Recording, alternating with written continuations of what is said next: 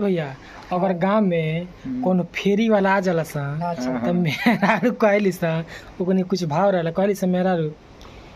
ए बाबू ए हने सुनो सुनो तू ये त कही है का हो तो साड़ी ले ले बनी तो हाँ तनी चुटक मुटक 3-4 गो तनी साड़ी देखाए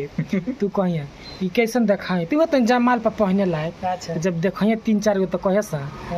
है कितना का बाजी तू कही 1800 के त बाप रे बाप सड़िया में 1800 समाता जी तू कही बुझल ना हमर तू बहनी के बेरा त हमर सारा बहनी बिगाड़ देहलू अच्छा ना तहार ना हमार